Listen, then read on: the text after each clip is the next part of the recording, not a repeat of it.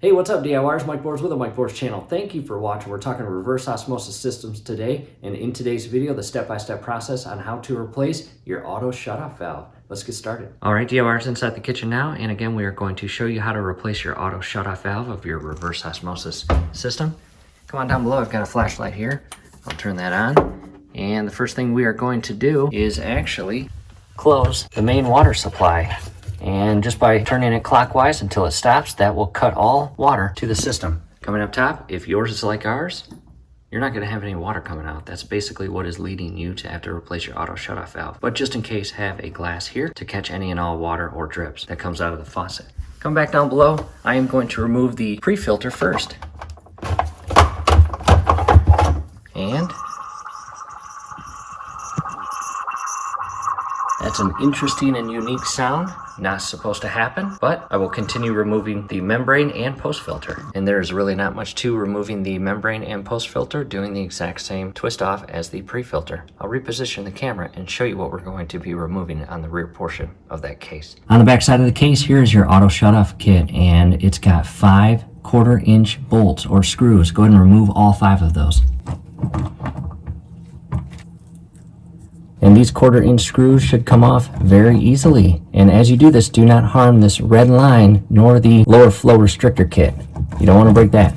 There are actually 6 screws in our case, 4 on top and 2 down below. The 2 lower screws do not have washers on them. I'm going to grab the very bottom and shift this auto shutoff valve kit right off.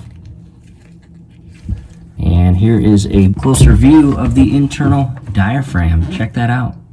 And here's a closer look of the auto shutoff valve kit. Again, this side right here meets that diaphragm inside. You got 2 inserts here. One is your check valve, and your check valve is on the top in our case.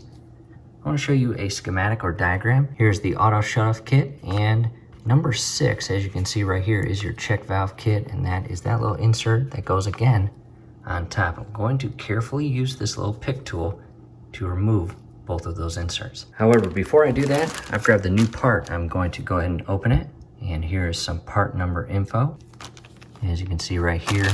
And again, the auto shutoff kit, here is our exact part number for our exact model, and we have the GXRQ18 November Bravo November. Here it is out of the outer packaging, and we will continue opening it. And here they are in comparison. On the left hand side, the old one with the original check valve and rubber gasket on the left, and the new part on the right. Again, we are going to carefully use this pick tool and remove the check valve and O-ring. And I am really going to try to show you how I do this. Again, this little pick tool, I'll carefully remove the lower O-ring. That should just pop right out. I'll set that aside. And as far as the check valve, it also has a little O-ring. Pull that out first. Set that aside. And there is your check valve, and it has a spring-loaded valve on the very inner center of it, and you have to carefully remove this. And what I'll do is press in on the spring-loaded center and shift my pick tool down below behind the outer lip and just carefully pull it out, just like that. And just be careful, you can see it's coming ever so slightly. And there it is. I'll grab it by hand now. And that is the check valve. Again, the inner portion right there is spring-loaded, and if this fails, it will also cause your entire system to shut down and not produce any water. So in the event that you replace your auto shutoff valve kit and it doesn't do the trick, well, it's time to take it all back apart and replace this part. And this part, I believe, is only like $7, maybe less. Maybe you can get 2 for $7, who knows. I'll shift that aside, bring the new one in, and before I put it in, I'm just going to inspect it. I might actually dip this in some vinegar. Overall, it looks pretty good. And again, the spring-loaded center portion operates as designed. I push it in, let it go, and it spring-loads back to the closed position. And that operates under water pressure or internal PSI.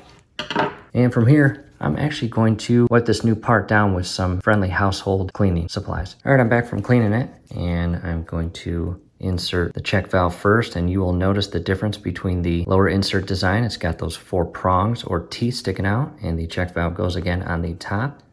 Push it in, and I will then insert the O-ring and push it in as well.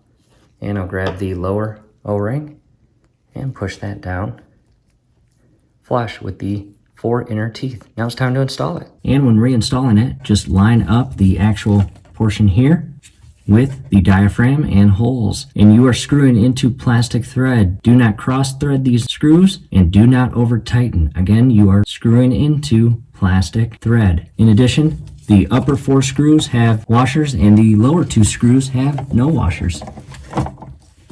Now it's time to secure with the screws.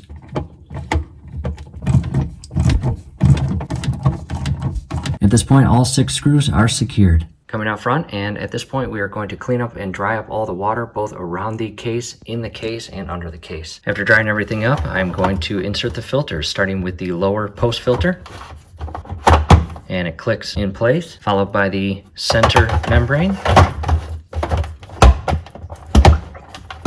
and you should hear water flow slightly, and now the light colored pre-filter. And from here, we are going to turn the water back on by turning it counterclockwise. And I can hear water flowing ever so slightly.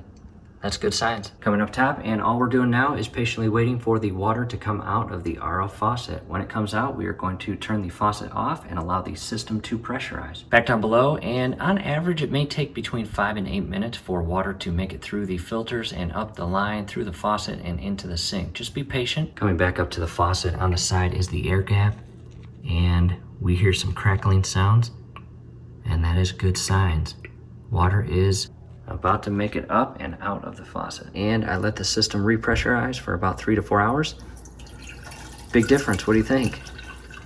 That is awesome. And we're gonna be able to fill up this entire mason jar and maybe 2 to 3 more. So we are happy. I'll turn that off. DIYers, hopefully this helps. Hey, do us a favor, below the video, you will see that thumbs up icon. Click on that, like the video, subscribe to the channel. Definitely ring your YouTube bell. That would be very helpful to us. We would really appreciate it. Thanks again for watching. And definitely check out the link scrolling above now. It will take you to our reverse osmosis playlist and a lot of helpful videos. Thanks again for watching.